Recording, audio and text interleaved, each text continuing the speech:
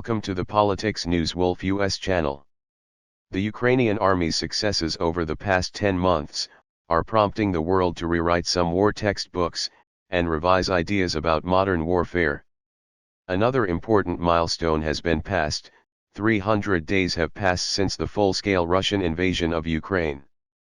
Throughout this time, the armed forces of Ukraine broke virtually all plans conceived by the Russians, also stunning the whole world with their courage and military skill. And most importantly, more than 100,000 occupiers were killed in action. With their readiness to heroically defend their homeland, the Ukrainian forces today inspire enslaved nations to fight for their own dignity.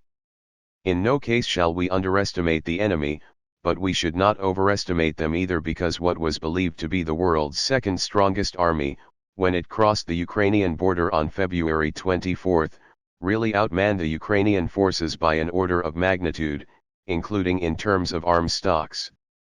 It's been 300 days of the Great War. There is not much left until the end of 2022, the year that will perhaps be forever imprinted in the DNA of every Ukrainian. So how has the Ukrainian army changed over this time, and what are the greatest successes to recall? From infantry weapons to modern aircraft systems. How did the army confront the occupiers in the first, hardest months of the war, and what weapons do they have to now? February to March.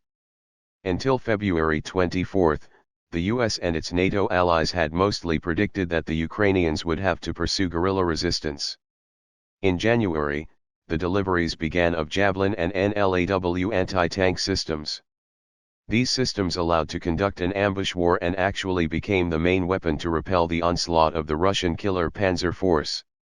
American and British ATGMs played an important role in stopping convoys of enemy armored vehicles on the approaches to our cities, destroying them by dozens and hundreds. This was an important factor, says Oleksandr Kovalenko, a Ukraine-based military observer with the Information Resistance Ascent Group. But the Stinger man-potable air defense systems played a much more important role. It should be recalled that, one of the main problems faced by the armed forces, in the first days of the war, was massive air attacks. Dozens of enemy helicopters and warplanes were flying over Kiev region, posing a colossal threat to the capital, which at that time, had no sufficient number of air defense systems in place. Early April, a total of about 1,500 manpads were delivered to Ukraine. This changed the situation in the sky. Russia was suffering insane losses in terms of downed aircraft.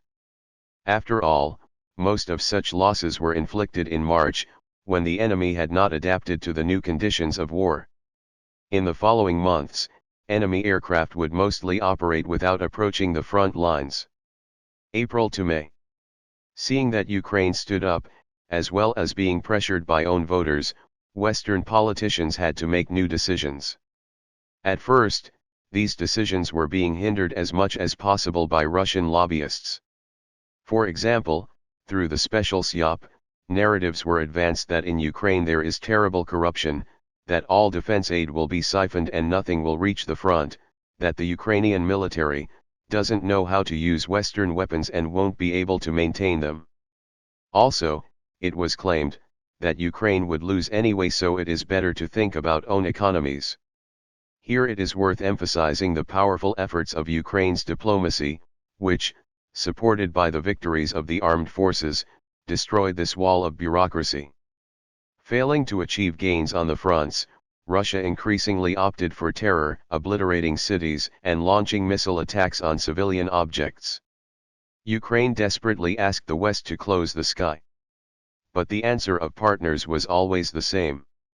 We can't use our own air defense systems to down Russian missiles because this will provoke Putin to escalate.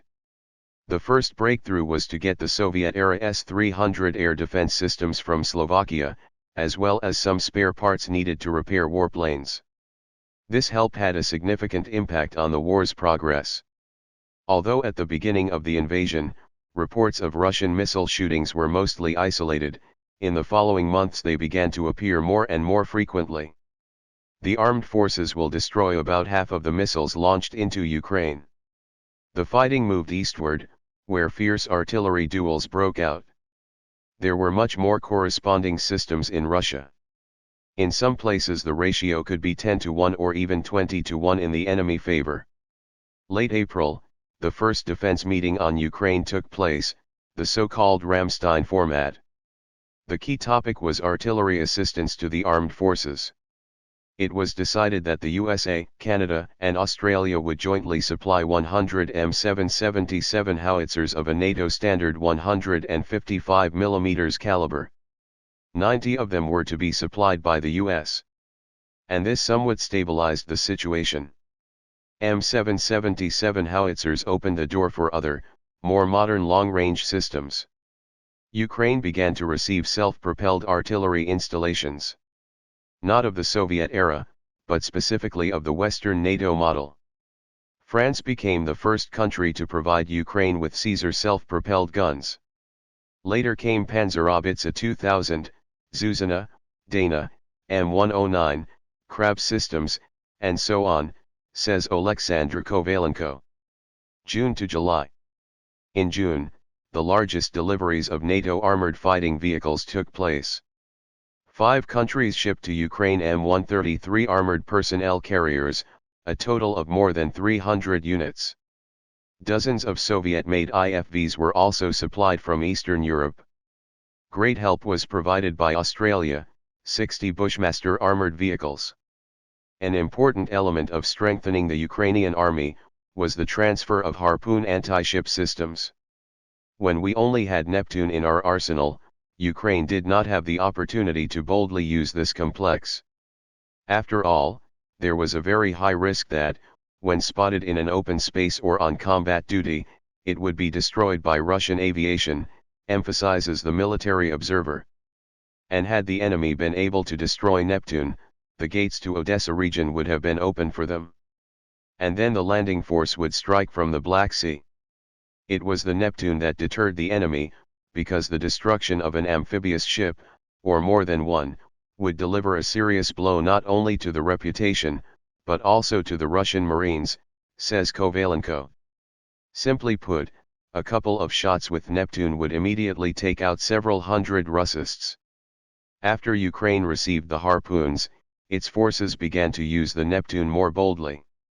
And it was this system that ultimately destroyed the Moskva flagship cruiser.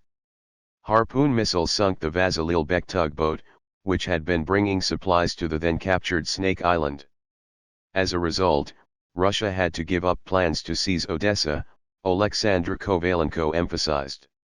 Another important delivery during this period was the British Alva Stormer short-range air defense system. Long before the deliveries of MiM-23 Hawk, Krotal, Iris-T, and NASAMS, the first was the Alva Stormer air defense system, which was handed over by Great Britain. At that time, this system significantly strengthened the capabilities of the armed forces of Ukraine, the military expert says. But the most significant event of the summer was the transfer of HIMARS and M270 systems. Our command has constantly stressed that Ukraine critically needs systems capable of hitting targets behind enemy lines because almost the entire supply of long-range missiles for the Smerch, Vilka, and Takayu systems had been exhausted. Ukraine received the first MLRS at the end of June. And it was this weapon that became decisive in July.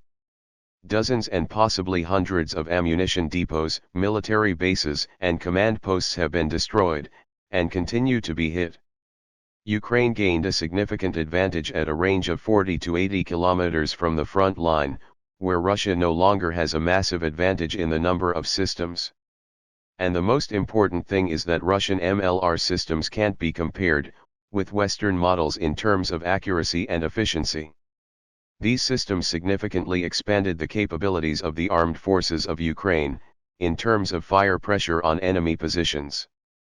And the main thing is high precision pressure, stresses Oleksandr Kovalenko. The fact that the Russians have not yet been able to destroy any of these MLRSs, also speaks volumes. August to September. In early August, it became known that the armed forces received the first AGM-88 HARM air-to-air missiles capable of detecting and hitting enemy air defense systems at a long range. This missile allowed the armed forces to significantly reduce the effectiveness of the enemy use of their anti-aircraft defense, says Kovalenko. Today, these missiles are employed by MiG-29 and Su-27 fighters of the Ukrainian Air Force.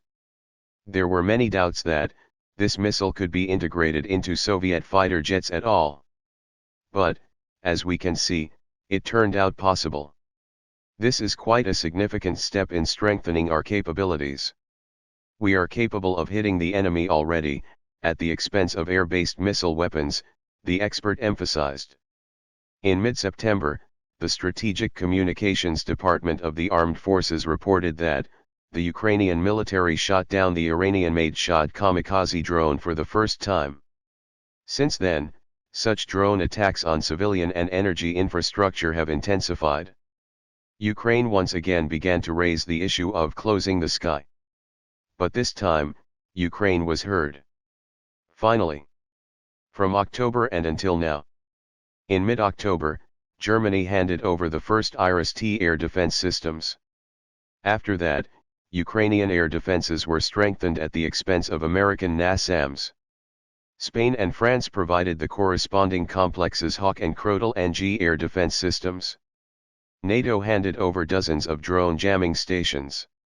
In general, in addition to the mentioned systems, domestic air defenses now consist of Western-made weapons complexes, such as Stormer, Gepard anti-aircraft guns, Stinger, Starstreak and Mistral manpads, as well as Soviet-era S-300, Buk, S-125, Tor, OSA, Strela 10, Tunguska, Shilka, etc.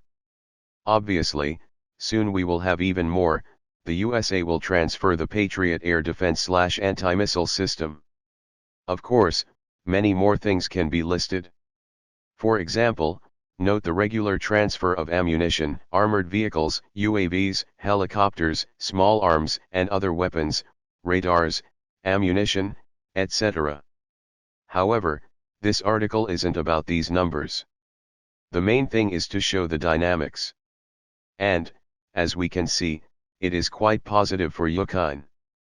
Remember to like and subscribe to our channel to update you with daily information.